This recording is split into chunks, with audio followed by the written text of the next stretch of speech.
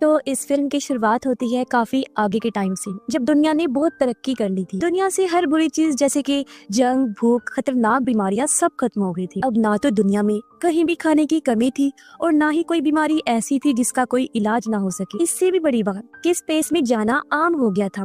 हर कोई अब आराम से आसमान की सैर को जा सकता था। इसी बीच हम एक स्पेसशिप में कहानी की मेन कैरेक्टर मैक्स को देखते हैं। मैक्स को भी घूमने का बहुत शौक था, इसलिए वो अपने खास स्पेसशिप से गैलेक्सी में घूमने निकला हुआ था। उसे हर प्लेनेट पर जाने, वहाँ के रहन सहन के बारे में जानने का बहुत शौक था। हालांकि उसकी फैमिली हमेशा उसे कहती थी कि बस वापिस आ जाओ और अपनी पढ़ाई पर ध्यान दो, लेकिन क्योंकि उसे पढ़ाई का शौक तो था नहीं, इसलिए वो अपनी फैमिली की बातों पर ध्यान नहीं दिया करता था। इसी बीच अचानक एक चट्टान का टुकड़ा मैक्स की स्पेसशिप से आकर टकरा जाता है, जिसे वो कंट्रोल से बाहर हो गया। सिस्टम में खराबी होने लगी, लाइट्स खराब हुई, अलार्म बजने लगी। ये देखते हुए मैक्स ने जल्दी जल्दी स्पेसशिप को नीचे उतारना चाहा, लेकिन सिस्टम पूरी तरह खराब हो गया और स्पेसशिप गिरने लगा। देखते ही देखते शिप एक अनजान प्लेनेट के आइलैंड पर तबाह हो गया और फिर स्पेसशिप में धमाका होने से पहले ही मैक्स उसमें से उतर गया और अब वो इस अनजान आइलैंड पर फंस चुका था। यहाँ दूर दूर तक कोई नजर नहीं आ रहा था जो उसकी मदद को आता। ये आइलैंड काफी अजीब था, रेगिस्तान जैसा। ज्यादा अंधेरा तो नहीं था, बस खामोशी थी जो डरा देने वाला माहौल बना रही। खैर,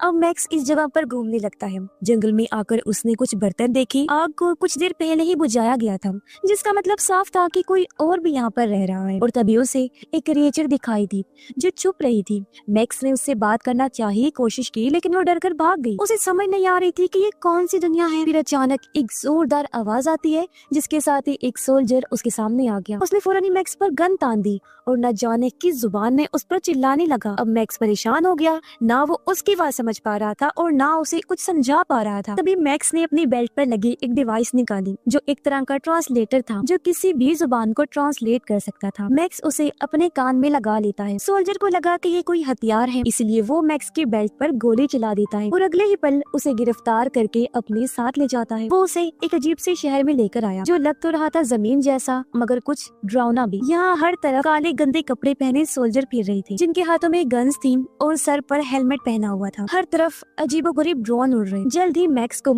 एक लैब में लाया गया जहाँ कुछ साइंटिस्ट थे। वो लोग दरअसल मैक्स को कोई एलियन समझ रहे थे, इसलिए उसके सर पर डिवाइस वाला एक हेलमेट लगा देते, क्योंकि वो इस डिवाइस के जरिए मैक्स के ख्यालों को पढ़ के उसका हर एक राज जानना चाहती थी। लेकिन जल्द ही उन लोगों को लगने लगा कि ये कोई एलियन नहीं है, बल्कि एक पागल इंसान है। इसीलिए उसे पागल खाने भेजने का फैसला किया जाता है। ये काम एक सीनियर सोल्जर के जिम्मे लगाया गया, जिसका नाम गाय था। अचानक सभी लोग जोर जोर से गीत गाने लगे, जो उनके मुल्क और गवर्नमेंट के उनके दिल में प्यार का गीत था। उन्हें देखने से ऐसा लग रहा था वो जैसे किसी के कंट्रोल में हो और इस गीत के अलावा इनके दिमाग में और कुछ ना हो। ये सब चीजें मैक्स को काफी अजीब और फनी भी लग रही थी। साथ ही उसे शक भी हो रहा था। पर अचानक एक सोल्जर जमीन पर गिर पड़ा, बुरी तरह उसे दौरे पड़ने लगे। इसलिए अथॉरिटी वाले उसे उठाकर ले जाते हैं, जो देखकर मैक्स का शक और बढ़ जाता है। अब मैक्स को जब पागल खाने ले जाया जा रहा था तो वो वहाँ के बुरे हालात देख रहा था कि सब कितना खराब है। सड़कें, बिल्डिंग्स टूटी हुई हैं और हर 2-3 किलोमीटर के फासले पर अजीब तरह के टावर्स हैं। इस बारे में वो गाय से पूछता है कि ये टावर किस लिए हैं। तब गाय कहता है कि वो क्या है ना, आजकल बागियों की तादाद काफी बढ़ गई है, वो यहाँ आते रहते हैं,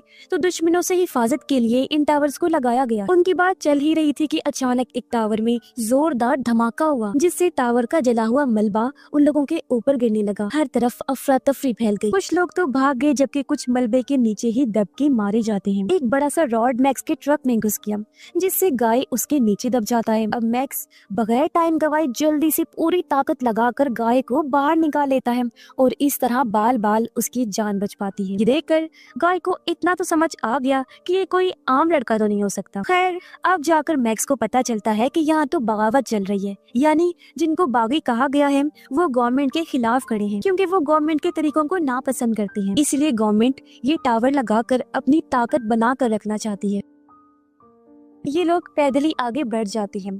मेन शहर में आने के बाद एक ताकतवर आदमी दिखाया जाता है जो रिसर्च डिपार्टमेंट का हेड होता है। वो अपने एजेंट को हुक्म देता है कि वो मैक्स को मेरे पास लेकर आए, जबकि उससे पहले मैक्स को इस बार एक बड़े से टैंक में बंद करके रखा जाता है, क्योंकि साइंटिस्ट उसके दिमाग को और अंदर से परखना चाहते थे। लेकिन तभी यहाँ डिपार्टमेंट हेड का एजेंट आकर बगैर किसी की इजाजत के मैक्स को वहाँ से ले जाता है। इसी बीच हम एक वकील को देखते हैं जिसने भी काफी देर से मैक्स पर नजर रखी हुई थी, लेकिन जब उसने टाइम देखा वो काफी घबरा गया। जल्दी से बाथरूम में जाकर वो लॉक हो जाता है, पर अचानक उसे भी वही दौरा पड़ने लगता है। उधर एजेंट जब मैक्स को ले जा रहा था तो बार बार घड़ी को देखकर उसके भी पसीने छूट रही थी। अचानक उसे भी दौरा पड़ गया और ये देखकर कुछ लोग एजेंट को बंदी बनाकर अपने साथ ले जाते हैं और आसपास के लोग एक बार फिर गीत गाने लगते हैं। अब लोग मैक्स को देखकर उसे बागे कहने लगे, क्योंकि वो उनकी तरह गीत जो नहीं गा रहा था। वो उस पर चिल्लाने लगी।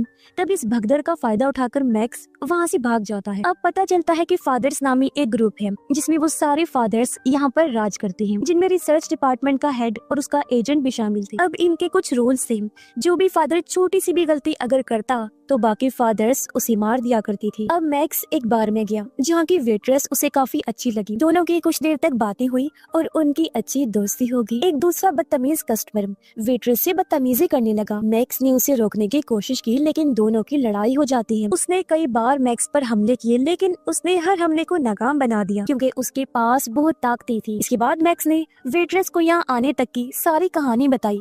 बातों ही बातों में उसे पता चला कि वेट्रेस गाय की बहन है। वेट्रेस मैक्स को अपने घर ले जा रही थी तो वो भी खुशी खुशी मान गया, लेकिन जब दोनों बार से बाहर आई तो वो बदतमीज आदमी फिर से आ गया। इस बार वो अपने गुंडे भी साथ लेकर आया था मैक्स से बदला लेने के लिए। अब मैक्स भी जानता था कि इनसे कैसे निपटना है। जैसे ही उन लोगों ने तलवार से हमला किया, मैक्स बड़े ही आराम से बच गया और अब वो लोग मैक्स पर झपट पड़े, लेकिन उस पर तो कोई असर ही नहीं हो रहा था। वो सबको मारकर गिरा देता है। इसी के साथ गैंग के बाकी लोग भी आ गए, जिनके पास बड़े बड़े हथियार थे। एक ने मैक्स की टांग में रस्सी डाली, जबकि दूसरे ने हथियार से हमला कर दिया, मगर उसने उनके ही हथियारों को उनके खिलाफ इस्तेमाल करके सबको ढेर कर दिया। अब सिर्फ वो बदतमीज आदमी बचा था। वो गोल्ड डिवाइस को मैक्स की तरफ फेंकता है जिस पर ब्लेड्स लगे हुए थे, लेकिन कुछ भी होने से पहले मैक्स बड़े आराम से बच जाता है। घर पर आने के बाद गाय भी मैक्स को अपने घर में रहने की इजाजत दे देता है। धीरे धीरे मैक्स यहाँ के तौर तरीकों को समझने लगता है। उसे एक चीज बहुत हैरान कर देती है। उसने देखा कि गवर्नमेंट उसके ख्यालों को टीवी पर किसी फिल्म की तरह दिखा रही है। उनकी गवर्नमेंट लोगों को ये कहती है कि हम लोग अपने प्लेनेट के अंदर रहते हैं, न कि सतह पर, क्योंकि बाहरी दुनिया में कोई सितारा प्लेनेट कुछ भी नहीं है। साथ ही उनको ये भी बताया जाता है कि उनके फादर्स ने बागियों के खिलाफ जंग जीतकर ये टावर लगाए हैं, तब जाकर उनका ये प्लेनेट, ये मुल्क बचा है। गाय मैक्स को कहता है कि अपने मुल्क की हिफाजत करना सबसे बड़ी जिम्मेदारी है, तुम भी मेरी तरह गार्ड बन जाओ। मैक्स इसके लिए मान गया, जहाँ उसकी आर्मी वाली ट्रेनिंग शुरू हुई, जिसमें उसने गीत भी सीखा और कई सारे इम्तिहानों को पास किया। बागियों की चीजों को शूट करने वाले इम्तिहान में तो उसने टॉप किया, यानी वो कमाल का शूटर भी था। अब कड़ी ट्रेनिंग के बाद मैक्स को आर्मी में भर्ती कर लिया गया। उनका पहला मिशन बागियों के एक अड्डे को तबाह करना था। जल्द ही ये लोग वहाँ पहुँच गए और इन्होंने वहाँ हमला कर दिया। बॉम्ब फेंके गई और बागियों को घसीटा गया। ये चीज मैक्स को अजीब लगी, क्योंकि उसने देखा कि बागी लोग कोई मॉन्स्टर क्रिएचर नहीं हैं, बल्कि ये तो कुछ डरे हुए लोग हैं। ये देख मैक्स ने उन्हें ना मारने का फैसला करके बंदूक नीचे फेंक दी, जबकि बाकी लोग बुरी तरह बागियों को मार रहे थे, जानवरों की तरह घसीट कर उन्हें ले जाया जा रहा था। और ये चीज जाहिर है मैक्स को भी बहुत अजीब लगी और बुरा भी लगा। अब बागियों को सजा के लिए कोर्ट लाया गया। फिर उनको सामने खड़ा करके उन पर तेज रोशनी फेंकी, इतनी तेज कि उनकी आंखों में तकलीफ होने लगी। बहुत सारे बागी चिल्लाए कि प्लीज हमें छोड़ दो, हमने तो कुछ भी नहीं किया, जबकि बहुत सारे लोग फादर्स को बुरा भला कह रहे थे। और अब जो लोग रो रहे थे उन्हें मजदूर बनाकर भेज दिया गया, जबकि शोर मचाने वालों को मार डाला गया। अब एक बागी जिसकी बाजू मशीन की थी उसे लाया गया। फादर्स ने उसे गैस से भरे सूट में बांध दिया, जिससे धीरे धीरे उसका जिस्म जलने लगा और तड़पते हुए उस बेचारे की मौत हो गई। ये देख मैक्स को काफी बुरा लगा। उसे गुस्सा भी आ रहा था, लेकिन गुस्सा दबाते हुए चुपचाप वो वहाँ खड़ा रहता है। घर आने के बाद मैक्स ने गाय को कहा कि ये बहुत गलत हो रहा है। गाय ने उसे कहा कि ये ठीक है और हम यही तरीका अपनाते हैं, क्योंकि हर कोई अब मैक्स को जानता था, इसलिए एजेंट उसे पकड़ने के लिए आ गया। पर उससे पहले फादर्स का हेड मैक्स की वफादारी का टेस्ट लेना चाहता था, इसीलिए वो मैक्स को जंगल में ले गया और उसके सामने दो बागियों को खड़ा करके कहा कि इन्हें उड़ा दो। मैक्स कहता है कि मैं इन्हें सबके सामने नहीं, अकेले में मारूंगा। पर कुछ दूर ले जाकर वो उन दोनों को छोड़ देता है। वापिस आकर उसने फादर्स के हेड को कहा कि मैं आर्मी छोड़ना चाहता हूँ। ये सुन हेड गुस्से से आग बगूला हो गया। उसने मैक्स पर गन तान दी। हालांकि गाय ने उसे रोका, लेकिन उसने बहुत सारी गोलियां मैक्स पर चला दी, जिससे वो काफी जख्मी हो जाता है। अब हेड जबरदस्ती गाय को अपने साथ ले गया, जबकि मैक्स की लाश को वहीं छोड़ देता है। उधर सभी फादर्स प्लान बना रहे थे कि किस तरह वो सभी बागियों को एक साथ ही खत्म कर दें। दूसरी तरफ बागी जंगल में मैक्स की लाश को ढूंढ रहे थे। लाश उनको मिल तो गई, लेकिन जब उसे हिलता हुआ देखा तो सभी काफी चौंक जाते हैं, क्योंकि जी हाँ, मैक्स अभी भी जिंदा था और उसके सारे जख्म बहुत जल्दी भर गए थे। अब सारे बागी मैक्स को सच्चाई बताने लगे। कहते हैं कि ये टावर प्लेनेट की हिफाजत के लिए नहीं लगाए गए हैं, बल्कि इन टावर्स में से ऐसे सिग्नल्स निकलते हैं जो इंसानों के दिमाग के साथ छेड़छाड़ करते हैं। इसीलिए तो अचानक दिन में 2 बार लोगों को कुछ होने लगता है और वो अपने प्लेनेट के मुल्क के प्यार में गीत गाने लगते हैं। मगर कुछ लोग ऐसे भी हैं जिन पर इन सिग्नल्स का असर नहीं होता, बल्कि उनको तो दौरे पड़ने लगते हैं, जैसा कि हम पहले भी देख चुके हैं। ऐसे लोगों को गवर्नमेंट बागी का नाम दे देती है ताकि उन्हें मार दिया जाए। ये सुनकर मैक्स समझ गया कि ये सिस्टम तो बहुत बुरा है। तभी एक बार फिर टावर में से सिग्नल आने लगी। बाकी लोग मुंह में लकड़ी रख के बैठ गए ताकि दौरे के दौरान उनकी जुबान दांतों में न आ जाए। उधर वकील भी यही कर रहा था और क्योंकि सिग्नल्स का असर मैक्स पर तो होता नहीं, इसलिए वो बाकियों की मदद करने लगा। जल्दी वो बागियों के साथ मिल गया और उन्होंने फैसला किया कि वो टावर को उड़ा देंगे। इसलिए वो चुपके से टावर की एक एरिया में घुस गए। बागियों ने जैसे गोलीबारी की तो सभी सोल्जर्स अलर्ट हो गए। मैक्स तो बड़े आराम से आगे बढ़ रहा था। जो भी उसके सामने आता जा रहा था वो मार मार कर उनको साइड पर कर रहा था। बागी भी मुकाबला कर रही थी। कुछ तो मारे गए जबकि कुछ दीवारों के पीछे खड़े होकर गोलियां चला रही थी। मैक्स बड़ी बहादुरी से टावर के नीचे पहुंचा और वहां बॉम्ब लगा देता है। फिर उसने सभी बागी, चाहे वो जिंदा हो या मरा हो, उन पर हुक से रस्सी अटका दी और उनको घसीट कर ले जाने लगा। कुछ ही देर में मैक्स और उसकी टीम खतरे से दूर हो गई। टावर में जोरदार धमाका हुआ और वो उड़ जाता है, लेकिन ये मुश्किल बहुत तकलीफ दी थी क्योंकि एक और साथी उनके सामने दम तोड़ जाता है और अब बस मैक्स और एक बागी ही बचा था। अब मैक्स वेट्रेस के घर गया, लेकिन पड़ोसी ने उसे देख लिया था, इसलिए फौरन उसने पुलिस को बता दिया। गाय मैक्स पर चिल्लाने लगता है, पर इसी बीच वहाँ पर पुलिस आ गई, जो देखकर मैक्स फौरन ही वहाँ से भाग जाता है ताकि गाय और वेट्रेस किसी मुसीबत में न पड़ जाए। लेकिन बाहर सोल्जर्स तो पहले ही उसका इंतजार कर रही थी। मगर यहाँ भी वो रुका नहीं और एक के बाद एक सबको मार गिराता है। लेकिन बेबस तो वो तब होता है जब फादर्स का हेड गाय की बहन को बंदी बना लेता है। ये देखकर मैक्स को हार माननी पड़ी। वो खुद को उनके हवाले कर देता है। मैक्स को जेल में डाल दिया गया, जहाँ पहले ही काफी सारे कैदी मौजूद थे। उधर वकील मैक्स के बारे में जानकारी इकट्ठा कर रहा था। उसे पता चला कि मैक्स पर टावर में से आने वाले सिग्नल्स का कोई असर नहीं होता। ये जानकर उसे बहुत हैरानी हुई और वो मैक्स को अगवा करने का प्लान बनाता है। उधर मैक्स और बाकी कैदियों को जंगल में भेजा गया ताकि वो बचे हुए हथियारों को इकट्ठा कर सके। जब वो ये कर रही थी तो अचानक कुछ रोबोट्स अपने आप ही एक्टिवेट होकर गोलियां चलाने लगी। सब लोग चुपचाप नीचे लेट गए। उन्होंने भी जवाबी वार किया और सभी रोबोट्स को उड़ा दिया। मैक्स एक सोल्जर को बताता है कि जब मैं यहाँ आया था तो मैंने एक क्रिएचर को देखा। तब सोल्जर उसे बताता है कि वो कोई क्रिएचर नहीं बल्कि बदले हुए इंसान है जो बहुत ही खतरनाक होते हैं। उनको देखते ही फौरन मार देना चाहिए। अब अचानक वो सोल्जर गड्ढे में गिर गया। तब उसे बचाने के लिए मैक्स भी कूद पड़ता है।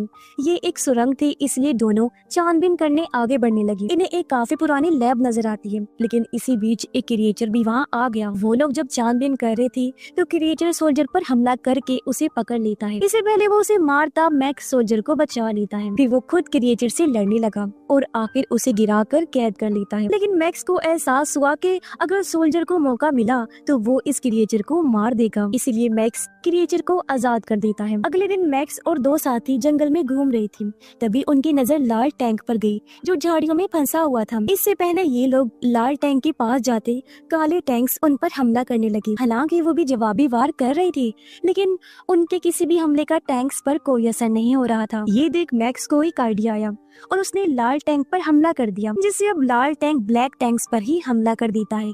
एक एक करके उसने सारे ब्लैक टैंक्स उड़ा दिए। अब मैक्स जल्दी से लाल टैंक के अंदर घुस गया। फिर उसने सारी तारों को काटकर टैंक को डीएक्टिवेट कर दिया। अब मैक्स वहाँ से भागने का प्लान बना चुका था, लेकिन कोई और उसके साथ जाना नहीं चाहता था क्योंकि उन्हें लग रहा था कि ये इतना आसान नहीं होगा, ये किसी खतरे से खाली नहीं है। इसीलिए मैक्स अकेला ही टैंक लेकर चल पड़ा। हालांकि रास्ते में बिछाए गए बहुत सारे बॉम्ब्स ने टैंक पर हमला किया, लेकिन उसे कुछ भी नहीं हुआ। उधर वकील को जब पता चला कि मैक्स जेल से भाग गया है तो गुस्से में आकर उसने अपने ऑफिस की सारी चीजों को तोड़ फोड़ कर दिया। थोड़ा दूर आने पर मैक्स को कुछ फौजी मिले जो सभी गाड़ियों को चेक कर रही थी। जैसे ही एक फौजी ऊपर आया, मैक्स खुश हो गया क्योंकि वो और कोई नहीं बल्कि गाय था। उसे देखते ही मैक्स अंदर खींच लेता है और बस फिर क्या था, वो बिना रुके गेट तोड़कर वहाँ से भाग जाता है। हालांकि फौजियों ने बहुत गोलियां चलाई, लेकिन कोई असर नहीं हुआ। अब गाय काफी चौंक गया।